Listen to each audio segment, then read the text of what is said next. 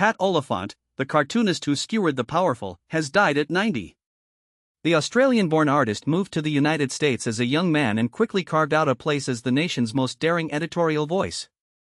Though he once publicly disdained the Pulitzer Prize he won, it became a symbol of the sharp commentary that passed through the margins of nearly 500 American and foreign newspapers for half a century. Oliphant's drawings laughed at presidents, priests, warmongers and other public figures, turning the daily press into a circus ring where the powerful were no longer immune to ridicule. A largely self-taught man, he also produced bronze sculptures and oil paintings, but it was his bare-handed pen that earned him the most attention. Critics compared his style to the French caricaturist Honoré Daumier, noting his spare-line work and blunt satire that stabbed like a silent knife. In 1990, a New York Times magazine profile dubbed him the most influential editorial cartoonist now working. A Washington Post critic even declared that if Oliphant couldn't draw prophetess, he'd be an assassin for good reason. Even as he drew J. Edgar Hoover in fishnet stockings or Vice President Dan Quayle in a baby carriage, executing scenes that exposed hypocrisy, he did so with a gallows humor that crossed the line for many religious and civil rights groups.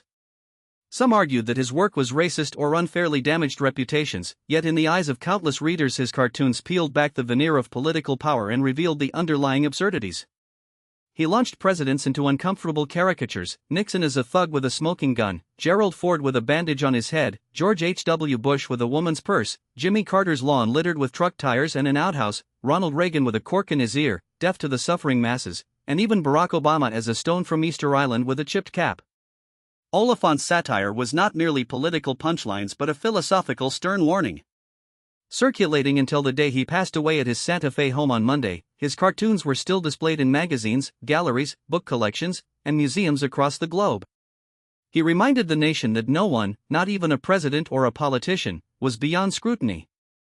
His work remains a snapshot of the political era, a loud voice for the oppressed, and a dramatic reminder of what satire can achieve when unleashed on those who claim moral high ground.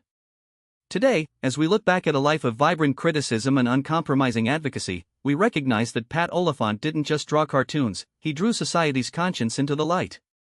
Thank you for listening, and until next time, keep questioning the status quo with curiosity and courage.